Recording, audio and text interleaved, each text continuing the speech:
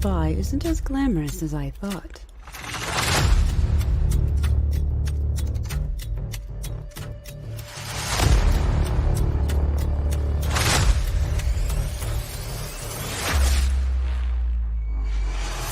But it isn't dull.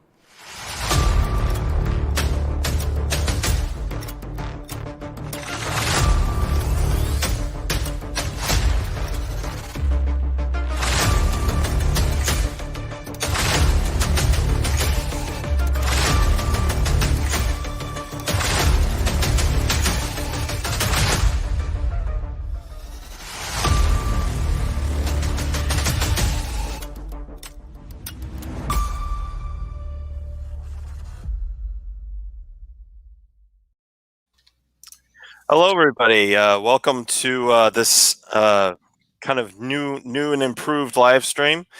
For those of you who don't know who I am, my name is Daniel Parker, and I am the writer and creator of Angel's Awakening, which is a sci-fi graphic novel spy thriller. Currently funding on Indiegogo right now. The link is in the description below. We've got 13 days left on the campaign if you haven't backed out already, so there's still time to get your copy. And of course, my partner in crime is right next to me here. Go ahead and introduce yourself. At least digitally. Hi, everyone. Yes. This is DB Fastbinder, also known as Darth Bobcat. I respond to DB, and I'm the author of Confessions of the Magpie Wizard, which is currently on Amazon, as I say every week. So, yep, here we go. Unlike Daniel, this isn't a campaign. You can buy it anytime you like. There is no pressure to do so. Yes. Unless you want to. Yes, exactly. Yeah, the same. Yeah, same goes for Angel's Awakening. No pressure. No. You're in a crowdfunding mode. Of course, there's pressure. There is pressure. Yes. I'm saying if you have $20 burning a hole in your pocket, go buy his stuff instead, please. You can get Magpie Wizard anytime you feel like. Yes. It's not. Magpie Wizard isn't going anywhere.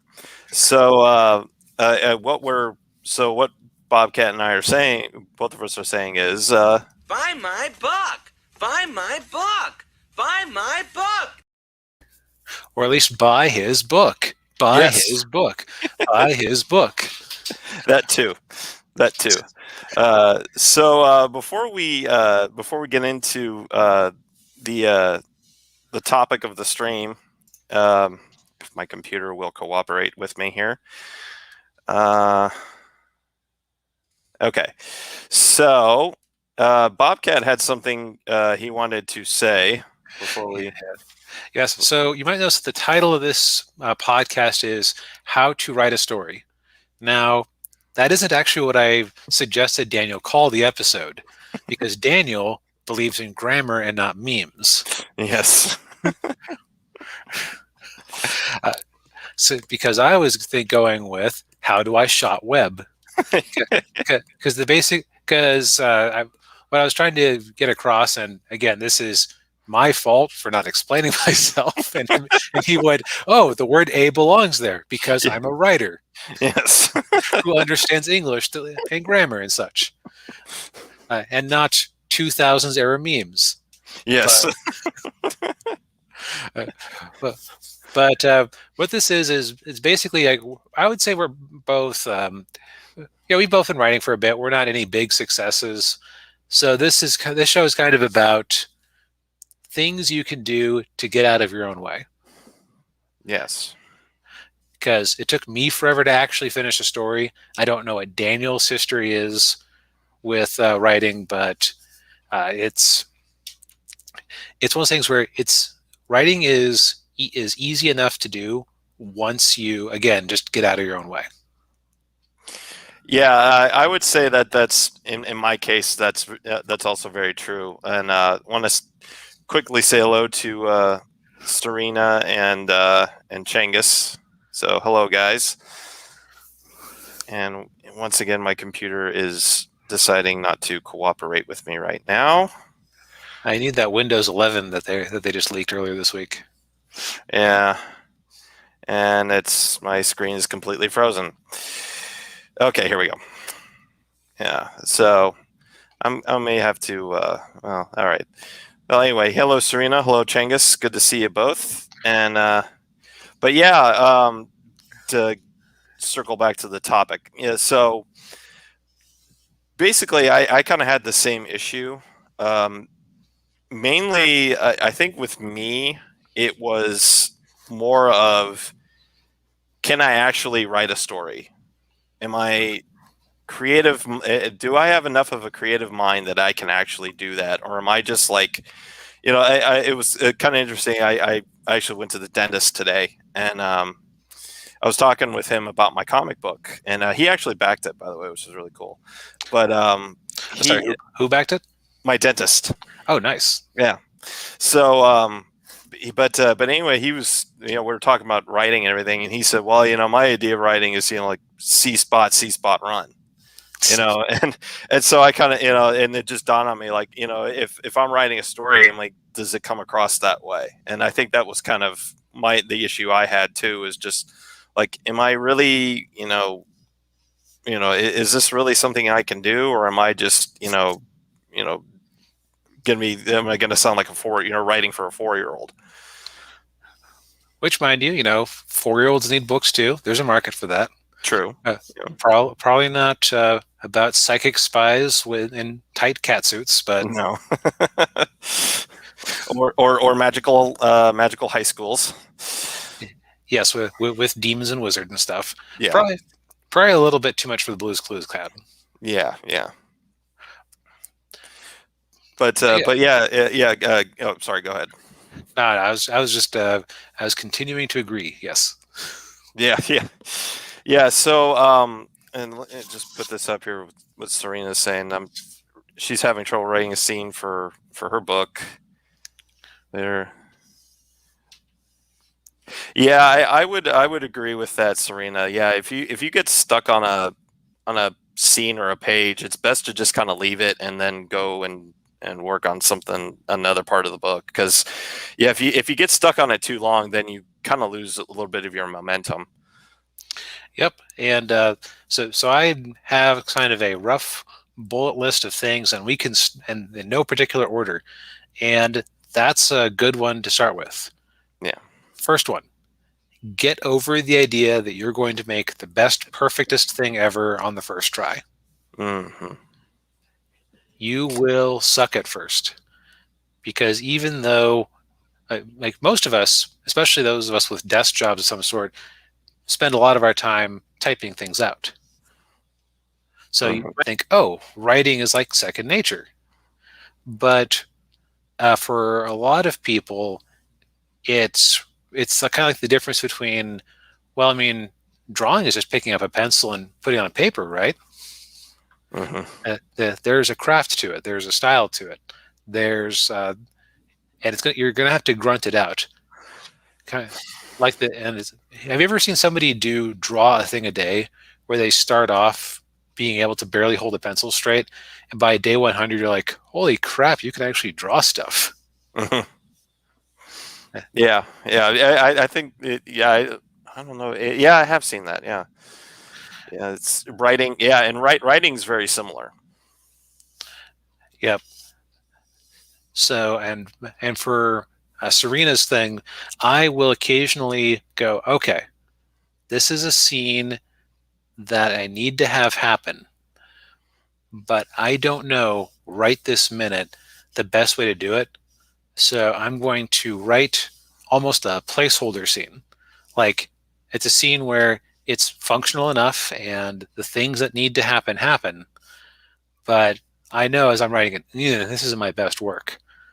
But that's always, it's easier to, and this is kind of this kind of related to that. Get over the idea you're going to write the best, most perfectest thing on your first try. That's what second drafts are for. Yeah. Yeah. You're not gonna. Yeah, exactly. You're not gonna get it on the first go. I mean, for oh, hey, Holy Ninja Toe. Yeah, no problem, dude. Oh no! Wait. So parody of mechas and isekais. So you're basically going to write a story where you date magical knights Rey Earth. I guess that's what he's gonna do. But yeah. Shoot, what were we talking about? So second drafts. Second, right. So, take me for an example. With Angels Awakening, I mean, I wrote, I think, four or five drafts of that script before I got to the final one. That tracks. So Magpie Wizard, I wrote the first draft of the first book back in August of 2017 over the course of a month. And then I eventually, I would estimate that if you were to go out and buy my book on Amazon, I'd say about 30% of the original words are in there. Because I ended up splitting up the story because me, being a newbie writer who had never actually finished something before, had horribly rushed the story. So now, as I'm getting close to the end of my third book, going up on Patreon, shill, and Royal Road and other free places, I am now hitting the end of that original first draft of book one because things needed time to breathe. Yeah. Hey, no problem. I like to be helpful where I can. Yeah, that's what we're here for. That's part of what we're doing with this new format of this stream is to help people out wherever they need it. Especially just getting started. I think that's something a lot of, like Bobcat and I were talking about this, that's kind of something that, writers kind of struggle with is just even getting started. And like you said, getting out of your own way and putting, words to paper. Yep. Or words to screen. Yeah. Funny enough, like before I started working on computers, like I actually would just write on a pencil and paper for a lot of my stuff. Yeah, I've heard good things about that. My own handwriting is awful, and I hate writing by hand, so that wouldn't work for me. But by the way, I should say, any advice that I personally give, I'm not saying this is the only way to do it. I'm saying here's things that helped me. Mm-hmm. Yeah, same goes for me. What works for us probably won't necessarily work for everybody. You kind of have to find your own way of doing your writing and doing your storytelling. Yep. Now, so do you have anything else on the topic of get over the idea that you'll be perfect right off the bat? Well, I would also say too,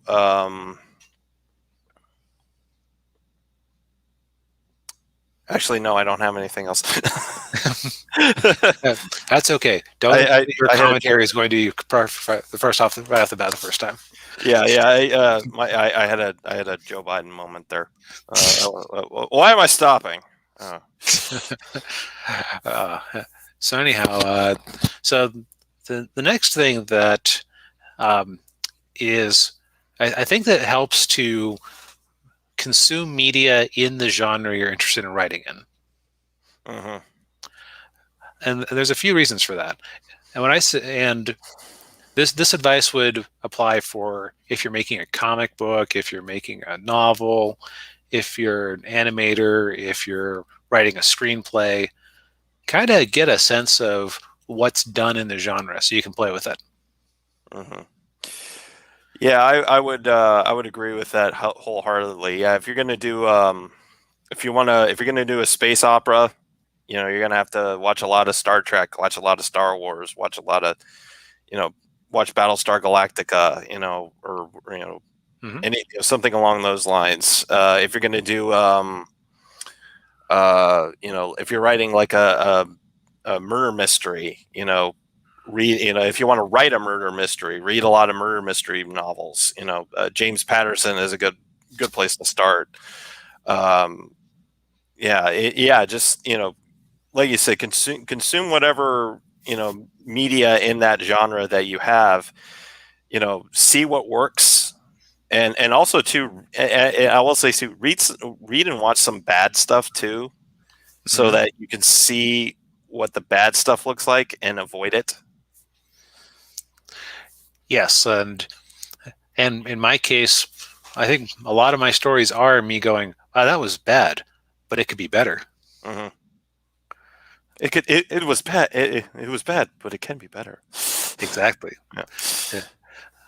That line was about the only thing of that movie. That movie seriously ruined my week when I watched it. That came out on Christmas.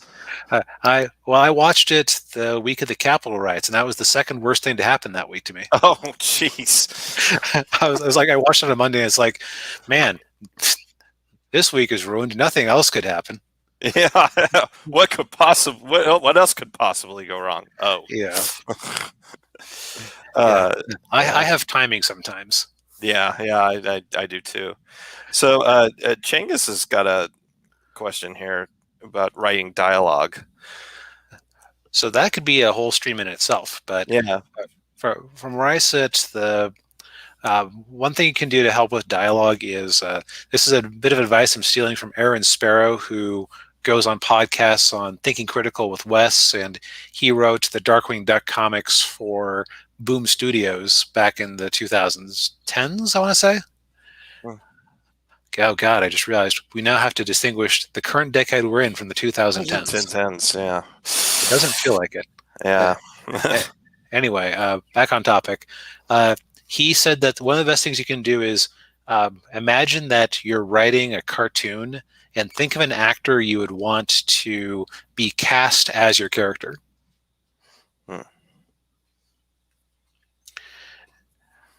It's also helpful to kind of come up with a pattern for how they speak. So, and this is an example that I thought the other day. They're very different characters. Like if one character would say, clean up that crap, clean up that garbage, clean up your stuff, clean up that shit. They're all basically saying the same thing, but they all imply different things about the person. Or like another person, the polite person might say, please clean that up. Yeah. It's like that's basically just a simple request to clean up some stuff. 5 different ways to do it, 5 different characterizations. Yeah, and I would also say too, when you're developing like kind of along those lines too, when you're developing a character, if you're basing them on like a real person, think about how they talk, and then insert it in that way. Mm-hmm. Yeah, so kind of basically the same thing what you just said. And also, you don't want to lean on this too much, but if you listen to people, they have certain things that they'll say all the time. Like just like if you really just want to be for a lot of people, when I find myself noticing a tick of something they say all the time, I end up getting annoyed because that's how I think. But just pick somebody you wouldn't mind being annoyed with and just observe how they speak. Yeah. Like look for the repeated phrases. Characters will have things that they would say that another character wouldn't. Yeah. The end goal would be to ultimately, in theory, if somebody knew the characters, you could not have dialogue tags in your book and still have somebody know who said it. Right. You can go a little too far, though. So have you read a lot of Chris Claremont X-Men? Not as such. I need to. He had an amusing way, and by amusing I mean irritating if you were to sit down and read it all in a row, but cute if you're reading it in like monthly bursts. Characters had little phrases that they would say all the time. And it seems goofy, but if Wolverine would always have his like, I'm the best at what I do, and what I do isn't very nice. Or Nightcrawler would always like and just end an interrogatory statement with "Nicht wahr?" And it was just like uh, uh, if Storm would be like, oh God, it would be goddess or something like that. It's like just Yeah. that's actually a good example of it being taken a little bit too far because they became catchphrases. On the flip side, stuck in people's minds. So maybe being annoying is worth it sometimes. Yeah. Okay, so Lillian just does more like cross and ange. Oh, I see. Yeah. Okay. Oh, and Serena, she's I would definitely recommend that if that's for your stories, Serena. Yeah, Sailor Moon is it's funny how and this is going a little bit off topic, but there are certain things that people deconstruct where you can tell that that's the only thing they ever watched of it, but you almost don't need to watch more of it. Like if you watch Sailor Moon, you basically know how magical girl shows work. Nobody's ever going to make a magical girl show that fundamentally isn't a riff on Sailor Moon. Kind of like how all American superheroes are fundamentally a riff on Superman. Yeah. Yeah, and obviously it's kind of one of those things where they pick that one thing and then focus on it completely rather than just kind of branching out a bit more and go, oh well, maybe if I did it like this and combine it with something else. Yep, which let's see here. So we were on consume media. Now there's actually one type of media that if you're interested in writing, I think you would actually want to take a break from for a bit. And that's video games. Now I don't mean like stop playing Tetris or Super Mario or whatever, but video games are structured very differently than traditional stories, unless you're playing a game like Final Fantasy X, where it's kind of a railroaded plot that you're playing through. But like if you're in like open world games are kind of the worst thing to pattern your story building off of because like a good story is A flows to B naturally to C to D to E to F. Open world game, well, it told me to start with A, but I'm going to go to X and then Q and then B and then I think I saw a 3 over there somewhere. Yeah. You don't want to. You don't want to pattern it off of something like Mass Effect, for example. Right. Where like you said, you've got the main plot line, but you've got all these other side missions that you can or can't. You don't have to do them, but it's like, oh. Yeah. The other thing is that video game plots are designed to distract you for a moment between loading screens, right, to a certain extent, or to make it more interesting when you're wandering around looking for things to shoot. Right. Yeah. The only video game that I would say has a kind of like cohesive narrative or has like a point A to point B narrative would be the Uncharted series. I haven't ever played an Uncharted game, but that sounds right from what I've heard. Yeah, it's the Uncharted games have a very straightforward plot and story, and not really I don't really think there are any side quests at all in any of them. It's a straight up, this is, okay, Nathan Drake's got to go find this artifact, and he's got this guy who's wants it too, and then he and his and Sully have to go and they keep bumping into him, and they get into all kinds of trouble, and then I can't remember the name of the love interest in there. She shows up, and it's if you played one Uncharted game, you played them all. They all have it, and this might kind of go. I don't know if this is something you have in your bullet in your list, but like having a formula, for your story. Like the Uncharted games the story all has a formula to them. You can kind of predict where it's going. And that can have its pluses and minuses. as weird an example as this is, I think one of the best examples of how to have a formula that you follow religiously, but you can iterate off of that in so many different ways, is Phineas and Ferb. Mm-hmm. For those who haven't seen it, every week, uh, um, the the kids show up. Hey Phineas, what you doing? And like they have a bunch of the same dialogue that's used every time.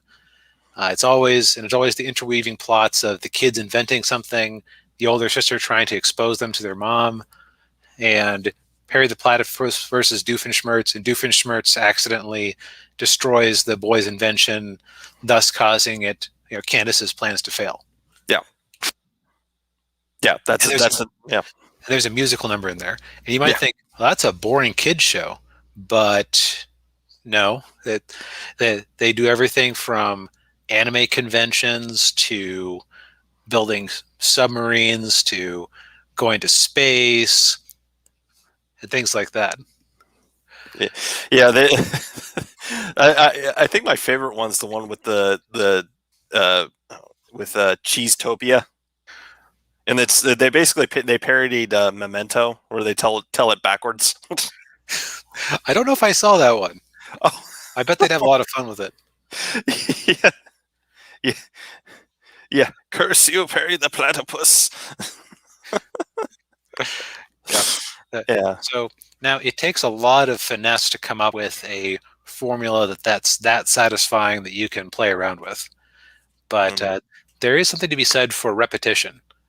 Like if you can have a catchphrase, like Changus, I believe, is a big Kamen Rider fan. Changus, how would you feel about an episode of Kamen Rider where they didn't do a rider kick or they didn't shout their transformation phrase?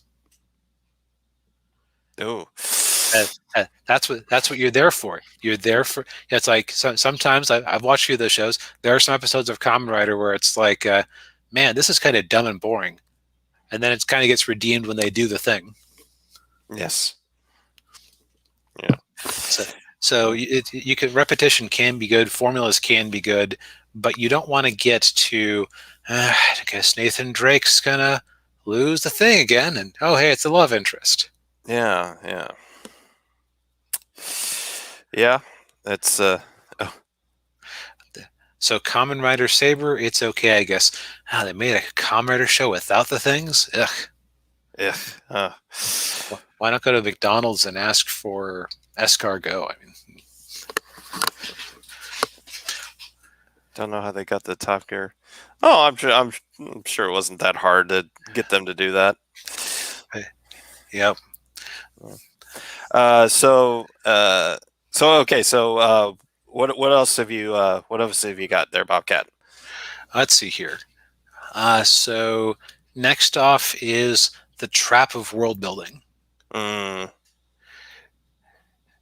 Now, Yes. when I got to Magpie Wizard, I had learned that lesson. I had a superhero series that I had wanted to tell since high school about a guy named Gauntlet. And I went through a bunch of different ideas. And what I would always do is every time I wanted to write the story, I wouldn't actually write the story. I would sit down and come up with how the world worked. Now, the thing is that it's important to not have. It's important to not blatantly contradict yourself. It's a good idea to have some sort of outline and series Bible, but it can get in the way. Yeah. I would agree with that, and I kind of ran into the same thing with my series, because for those of you who are wondering, Angel's Awakening is just the first story in a series, and building that world up and creating these having two warring factions, and then having two warring nations, and then having two warring species of humans, and trying to keep that all straight and trying to keep all the rules, the rules of each race of humans about what they can do. And the best advice I would give there is to try to keep it as simple as possible, because if you get too convoluted, if you get too confusing, then you get bogged down in the rules of what you've got, and then that gets in the way of you telling your story and telling in creating the narrative that will work for for what you're trying to do. And Miss Rena says, I got caught in that trap too. I decided to have Black Rhapsody take place in a different world from ours. And that itself isn't a problem, because, lots of series take place in alternate worlds. Yeah. You just want to make sure that. So, and that's actually a good point there. You have different amounts of world building depending on how different the world is from ours. Mm-hmm. Like, if you set a story in 2005 Bellevue, Washington,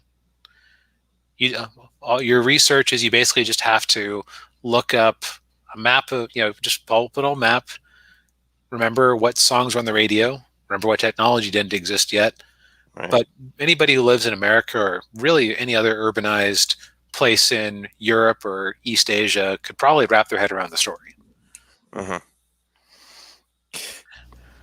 Yeah, and I would definitely, if you're gonna have your story take place in another, like in a past year, I would definitely recommend remembering, or if you're not old enough to remember it, do the research, because one of the things I've seen a lot from it takes place in 2005 or whatever. Well, they didn't have these in 2005. Yep. Now with Miss Rena's story, I am not ever going to advocate not setting it in a cool alternate universe, but you have to, and you're somewhat immune to my. You can kind of think of this stream as me saying, what if I could go back in time and slap myself up the head 10 years ago and get myself writing 10 years faster, what would I do? And part of that is that world building is cool. You need to have those background details. There's also a level where there are certain things that you can make up on the fly. Mm-hmm. And you'll eventually get a feel for how your world works. Yeah, and I would definitely do that, as recommend not being, like you say, kind of coming up with stuff on the fly, like it could, because I had to say, go back to my book, but we are talking about alternate Earths with different things. So yes, your book is totally cromulent. Yes. So with my book, I mean, I've only got 2 countries I'm talking about. Now, granted, one of those countries is pretty much taken over most of the world. But I say most of the world, not all of the world. So there's still a lot of the planet that I haven't really, gotten to yet. And, I might get to at another point, Right. But I bet right now you kind of, on your mental map, you have "Here There Be Dragons" for those parts of the world you haven't defined yet. Yeah. Mostly in Asia. Yep. Yeah. So, like Mystery, and like I was saying, you have your script written. You're past this concern. This is more if you say, I've been adding to this series Bible for a year now, and I don't have a chapter down yet. That's where you have to start going, okay, did I accidentally make something that I can't actually turn into a story because the world is too elaborate to change? Right. Yeah. Like, there's an anime that came out a few years back that I'm convinced was this guy trying to make a module for Dungeons and Dragons or something, or like sitting down a world building for a while, and then he took it to his editor, and the editor said, "Okay, what's the story about?" Story. It's a series called Restaurant to Another World. And the basic premise of it is that there's this human restaurant that once a week warps into this fantasy realm. And the problem with, in my opinion, the problem with that series is that it's very boring because basically every episode is a cool fantasy concept that they go into, and then the ending conclusion is, oh, they went to the restaurant to another world and had a pint. Yeah. And every character had the human food or the modern world food that they were really obsessed with. And there wasn't ever really a story because every plotline ended with, and then they went to the restaurant in another world. Ah. And it's like you could, and I was like, well, you could make a cool story here until you realize, oh, it's kind of a static world and there's not really a lot of room to change things. So I'm convinced that he killed with demon waifu waitress working at a restaurant with a human guy who she's in love with, sort of. Yeah. And all these characters I designed, I don't want to do anything with them. They can just be patrons at the restaurant. There we go. Yeah. Yeah, they are there. Yeah. It's very easy to do, and then once you get into that trap, it's very hard to get out of it. Yep. Because I would say it is worth your while to make sure that your story concept is that's here. I'll read your thing in a second, Miss Rena. But it's almost worthwhile to put limits on what you have to design. Like Magpie Wizard was based on, there's a few anime out there that treat Japan like it's the number one country in the world. Yeah. Like a lot of isekai specifically. What I kind of backwards engineered Magpie Wizard off the idea of, okay, what would it take for Japan to be the number one human country in terms of military and industrial power? And the answer I came up with was every landmass except for Australia being wiped out. So it's like if you had Japan versus and Australia is the two, and Malaysia and those places like the main cradle of the remaining humanity, yeah, then Japan could be number one. Yeah. And then a lot of the rest of the series kind of grew out from there. Yeah. Yeah, I could see that. I could see it playing out that way. Yep, and that also made it easier for me to tell stories because I can, and also I set the story in a magic boarding school in an isolated tower in the middle of a forest. Well, nobody can disagree with me that it's like if I put it in a real place in Japan, people could disagree with me about the geography. Yeah. By also setting it 30 years in the future let me go, well, a lot of stuff has changed. There's new facilities and lots of refugees from the mainland have showed up and the whole shape of the country has really changed. Yeah. So I can have my cake and eat it too. Yeah. It's like, oh, I'm in a recognizable place. Yeah. But at this, oh, hi, ant. That's distressing. Die, ant. Your kind doesn't belong in this world. Sorry about that. You never want to see an ant indoors. Anyway. No, that's true. Anyway, I think that's everything on the don't let world building get in your way. Right. Yeah. I think we covered that. So, but Serena, yeah, that's nice. That's a cool little cool reality to have a story in. Yeah, and so for that one, you'd want to focus on, okay, who are the goddesses? What are their relationships to each other?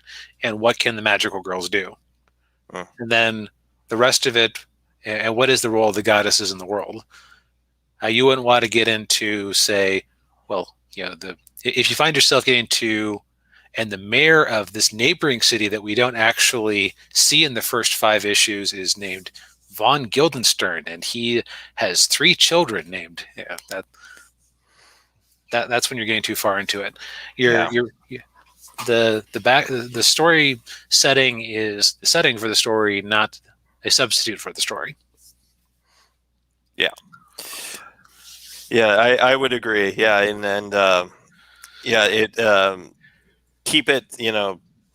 Try to keep one story at a time, and have a rough idea for where you want to go, but at the same time, don't get too far ahead. Don't get too ahead of yourself. Yep. it is good to have an endpoint, but you don't need, even if you have point Z, you don't need to meticulously lay out points A through Y first. Just A to B to C would probably do the trick. Yeah. You can even get it with A to B if you know what you're doing. Mhm. 'Cause, I've got, after Angel's Awakening, I've got B and C and possibly a D. So, yeah, for Magpie Wizard, I'm on book 3 right now. I have a pretty loose outline in my head for 3 more books, and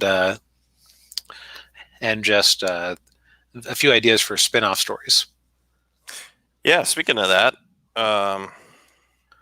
might as well. It's a nice segue here. Yeah, so now we're going to kind of talk a little bit about how we go about coming up with stories to tell. Now, this here is drawn by my frequent art contributor, Yogurt Stripper. This is going to eventually be the cover for for the book on Royal Road and the other free websites I post to, and Amazon down the line. So to kind of do my examples here of things we've talked about, I haven't started writing this yet, just because I'm still wrapping up book 3 of Magpie Wizard. But you know what? There was one bit of advice we could just talk about in brief. Oh, sure. Write something that other people would be interested in. Yes. And getting a sense of what other people would be interested in involves talking to people about stories. Yeah. And you can either, and I would say either do that with real people in real life or people on the internet, or people on the internet are almost more useful Mhm. because they don't care about hurting your feelings as often. That's true. Like, you can kind of tell when somebody goes, "Hey man, you're making a comic? That's cool." Like that's neat that your dentist actually backed it. I can't tell you how many people I know, like at work, like, "Oh, you wrote a book? That's awesome. I'm totally picking it up." And then one guy actually did recently. I was surprised. Yeah. I will say, with my dentist, that was really cool. But I have had instances where people, I've had like family members were like, "Oh, that's," I told them about my comic book. "Oh, that's really cool," and then then they don't, a lot of them didn't back it. So. Yep.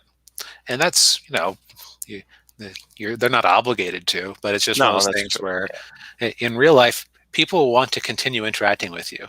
If you post something on Twitter, unless you're surrounded by sycophants, you're going to get some harsh, abuse mixed with criticism. Yeah. So to get back to that, one of the characters that in the book that Yes. Yes. she runs a lot. Yeah. She works hard for those. Yes. But Rose here is a character who this is kind of fan demand. She's kind of a secondary character in the books, and people always go, it's almost like Poochie sometimes. I was like, "Where's Rose? Why don't we get more Rose?" Mm-hmm. She does not, in fact, have access to a time machine, though, so she isn't quite Poochie. Not quite. So I started thinking about it. What would a Rose solo story be about? And so what came up was, it's like, okay, so Rose as a character is somebody with. It's almost ended up being by accident a riff on the kind of Ray or Captain Marvel Mary Sue. Like, what could you do to make them an actually compelling character in a solo story? Because she has out of control weather powers, and that's the emphasis, is out of control. She has absurd magical reserves. Other people, when they start casting too many spells, end up feeling ill and passing out. She's like, "Oh, I've never had that happen, huh? But you're always going full tilt with your weather magic." Yeah, so? Like, she technically breaks the setting to an extent. But as a consequence to that, like when we first meet her in the first book of Magpie Wizard, she has no control over her powers. She has to sleep with a magical inhibitor on because her weather magic is tied to her emotional state. It's like if she gets excited, or if she gets angry, or if she gets sad, boom, indoor hurricane. Ooh. And so through the Magpie Wizard books, I've slowly been having her come up with ways to cope with it. Now, part of it was just, and at the point in the series where this diverges and she gets her spinoff story, she's been able to cast regular spells, but she still lets out some wind, which there's a joke in there like, stop, don't say it like that. You make it sound like I'm farting. Yeah, like she still like can't cast spells without making some sort of minor weather effect. And so what they come up with in the third book, which is still not published, so is that they have these large magical batteries that they use to power some of the school's passive magic spells, like the translation effect that everybody uses. And so what the main character realizes, well, just have her bleed off a big chunk of her magic every morning, and we're good. Yeah. And that seems to fix things because she can control it when there's less of it. So it's like, okay, so she seems to have hit a good spot with it. What can I do to throw a wrench in it? And you'll notice that it's kind of a map there, right? Or it's not a map scheme, not a map scheme, it's kind of a beach scenario. Like, what if she got stranded somewhere and couldn't bleed off her magic anymore? It's like, and so this is kind of thinking through, okay, with that world I've built that I have a lot of undefined areas for just this type of emergency, where could you get stranded? And the answer is, well, there's chunks of the Pacific where there are abandoned oil platforms and places like that they're not putting on any gasoline anymore, so they're not there. So she's like, okay, so she's in a plane, washes up there, maybe with another student, and there are locals there who have splintered off from human society, and they're just kind of living the piratical hunter-gatherer life with no way to contact the outside world. And it's her trying to figure out how to get home while also not accidentally destroying everything around her. As she realizes, oh, this control I built up for myself doesn't actually exist. So that's kind of working backwards with. It's like I basically had the fan request, more Rose, please. And so I said, okay, what can I do with her?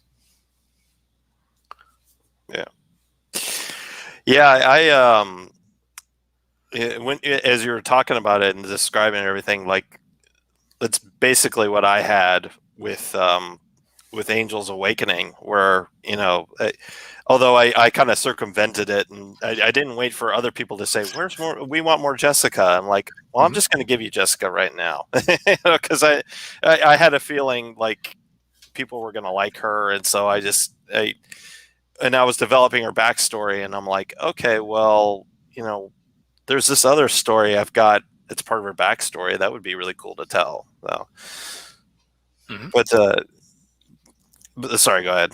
I was saying. Yeah. Oh, yeah. Okay. And so but yeah, that's that's the other thing you have to do, like when you're developing that, creating any kind of story, is like creating a scenario or a situation that's going to be difficult for the characters, and that's something that they can get out of easily. Yep, and plotting and theme and things like that is that's worth its own. But that's a whole other story. And part of that makes something that people would be interested in is, again, that's where getting harsh criticism is painful but sometimes necessary. I've had a few storylines where someone went, "This isn't actually a story. This is just kind of wish fulfillment." It's like, where's the conflict? Yeah. Yeah, it's sorry, I was just remembering that Family Guy episode where Peter gets a tank, They're at the drive-in movie theater, and they're watching a movie with Bill Pullman and Jeff Daniels. There's no conflict in this. Boom. Yes, I've tried to find that clip a few times on YouTube, and it's never there when I go looking for it. Yeah. The only one I saw in it was Razor Fist of all people had one. Like he had like a bit where there was some video game he was reviewing, and he just like superimposed the characters' heads on the two guys. Oh, I like spaghetti. Oh, I ordered a pizza. Oh, I'm cool with that too. Yeah. Hey, you want to watch some movie? I sure do. I'm glad we're such good friends. Yeah. Yeah. Don't do that. Yes. Now you might say, well, I'm writing a slice of life story. Mm. Well, if you're writing slice of life, good luck with that. Well, even slice of life will have small conflicts. Yeah, it's like, oh, they missed the bus. Oh, Right. It's like, we missed the bus. How do we get to school on time? yeah, Azumanga Daioh. It's like it's these little micro plots with weird outcomes, but it's it's basically I almost call this like the random asshole test. If you hurled your book at a random asshole down the street, do you think they would have a shot of being interested in it? Now, of course, if you have a random asshole who doesn't like fantasy or science fiction or whatnot, that's different. But you know what I mean. Like in principle, if somebody could be interested in your story, would they be interested in your story? Mm-hmm. Now, then, kind of the last bit of actual writing advice, because I think we have enough time for one more topic, is figure out a workflow that works for you. I've read books and I've seen articles on how to write novels that go, well, first you have to go down and get yourself this type of notebook, and you put these tabs in there, and this tab does this, and this tab does that, and this tab means that there's a pivotal character changing moment, and like, wow, okay, maybe you, the writer, can work like that after years of working in novelization, but that's like daunting and scary. Yeah. You kind of have to like you say, you have to find your own way of writing, and just Yep. Like, for example, do you listen to music when you write? I watch YouTube videos when I write. Interesting. Yeah. Like podcasts or just anything like a podcast or a random video or whatever, just something that I can have on in the background, because I don't have cable, and I don't I don't watch Fox News anymore, so probably good for the blood pressure. Yeah. See that's interesting, because for me that sounds like, what? How can you possibly write with a YouTube video on in the background? I would be so distracted and I would just focus on that instead. But if it works for you, then that's great. I like to listen to music.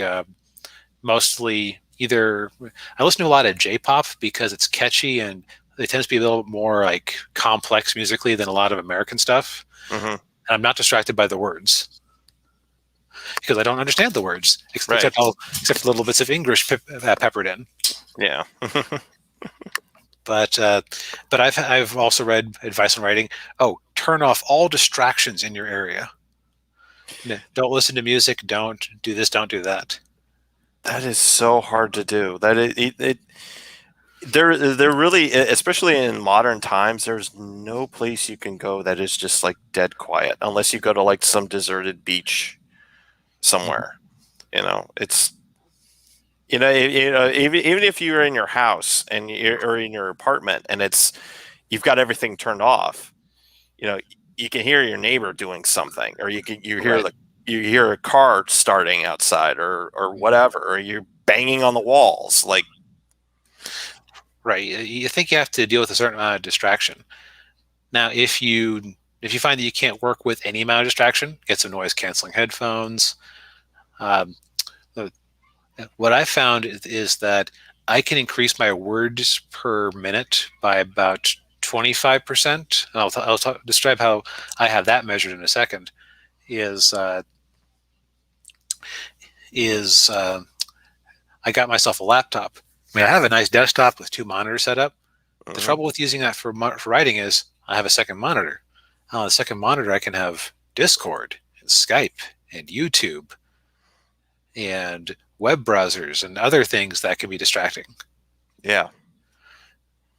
Even though the keyboard on my laptop is not as nice as the keyboard on my desktop, like in theory, if I was just like a raw speed test, I could probably write more. But by cutting out that second screen, suddenly I'm much more efficient. Yeah, it's kind of weird. Like though, with me, like, so what I do is I have my laptop here. So this is where I sit when I work when I'm writing. So I'm got my laptop, and then right here to my right, I have my iPad, and that's where I watch my YouTube. Where I watch YouTube videos is on my iPad, and then my computer, like I'll just have like, I'll have how do you, I can never pronounce it. Scrivener. Scrivener, I think. Scrivener, yeah. I'll have Scrivener open, and then I will say though that if I get really into what I'm writing, I'll turn my notifications off because like I don't want to hear it. If Discord's going off every 5 seconds, I'm like, nope. I need to focus. Yeah. Exactly. I have a family member, I'm not going to name his name, who has this astounding ability. Like, I could be playing video games. I could be on my nightly walk. I could be cooking. I could be doing the dishes. He sleeps. I start writing. My phone goes off. It's just like it. Not that he calls me every day or anything, but it's just like, man, every time you call, it is exactly as I'm putting words on the screen. Yeah. It's uncanny. It's like I can almost sense when he's about to call. It's like, it's been a couple of days. Well, I guess I should start writing. The phone goes off. Yeah. But it's nothing malicious. It's just, sometimes you have to cut out your distractions. Yeah. All right. Yeah. So, so to sum up what we've gone over, one, so no. Oh shoot! I'm having a Joe Biden moment. I've had a long day. It's cool, man. Specifically, it's not cool where you're at, so I imagine it's not helping. It's very hot. Yeah, I can tell by the sheen on your forehead. Yes. It's the advantage of being an anime avatar is nobody can see how sweaty I am. Yeah. Yeah. It's just yeah. Anyway, so to sum it up, don't get distracted by world building. Cut down on other distractions. Come up with something that you think people would want to read. Accept that you're going to suck at first. And I'm sure there was another one in there. And consume media that is relevant to the genre you're looking to play in. Yes. And be aware that there is media out there that will give you bad habits if you try to copy it. Yes. All right. And one last little bonus one. Yeah. If you're writing in Word or Google Docs, turn on double spacing. It sounds stupid, but when I started writing for Sirius, at first I thought, oh man, I'm never making any progress. I wrote for an hour and I just have half a page. Turn on double space. Hey, I wrote for an hour and I have a page. It makes it feel like you're getting more bang than you actually are. Yeah. Oh, and also another bonus one that I alluded to this earlier but forgot it. Sustained writing time. There are apps out there where you can put in your starting word count, set a timer, then put in your ending word count, and it'll tell you how many words per minute you got. that can be really helpful for just blasting some words out there. You'll have to go back and fix them because you're blasting them out as fast as you can, but words on the page are better than the best idea in your head. Yes. Yes. All right. So I hope we were helpful with anybody watching this or anybody who will be watching this in the future. Yep.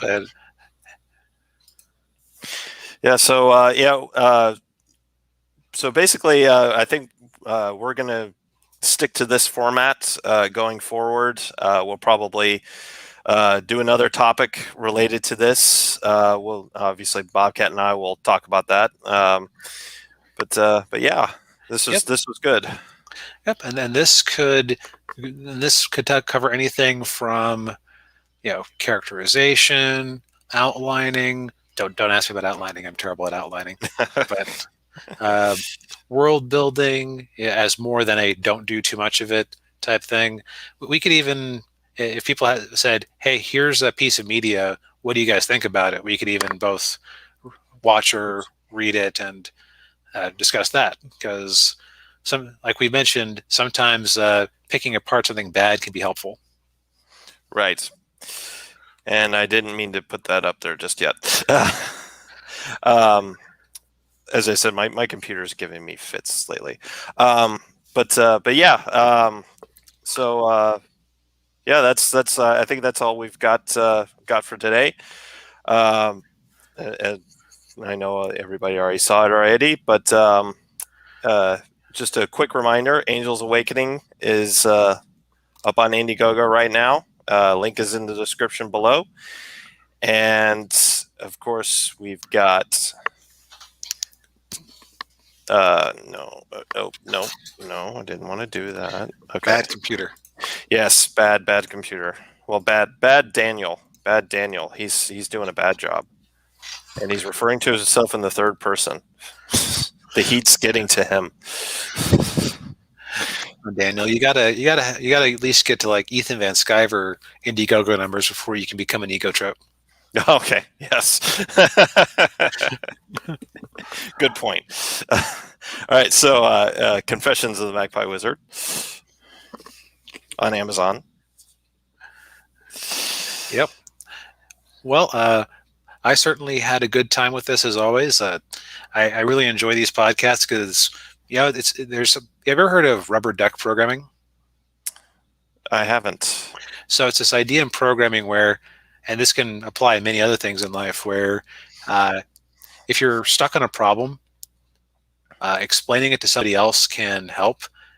Where rubber duck programming came from is that programmers often are working in solitary and they don't necessarily want to distract their neighbors describing a problem to them. And so like one guy allegedly had a rubber duck that he would describe the problem verbally to, and often a problem that he would sit in his head thinking about it for hours on end. He would like, so duck, I'm trying to make this do that, and just like right away.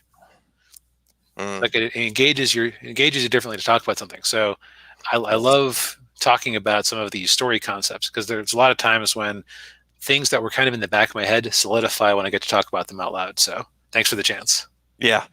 This was really cool. I'm glad we have we've got something to go off of, and it looks like everybody else is liking it too. So. Yep, and thanks for watching, Changus, Rena, Holy Ninja Toe, everybody else who tuned in. Yeah. Thanks everybody for watching. We really appreciate it, and it's good that we've actually got something to a cohesive live stream now. No, we're not just talking about random stuff. Yep. Although again, if you have writing topics, most of you who are watching know us. If I know some of you are looking to us for advice, which is scary, but if you have something that you would like us to talk about, let us know. Yeah, absolutely. Yeah, you guys know where to find us. Mm-hmm. Thank you all again for joining us. We really appreciate it. And before we go, I'm going to, of course, play the trailer again for Angels Awakening. But as always, it's a fine trailer. Yes, it's an awesome trailer. I love it. All right. Thanks again, guys. Good night. Yep. Good night, everybody. The life of a spy isn't as glamorous as I thought.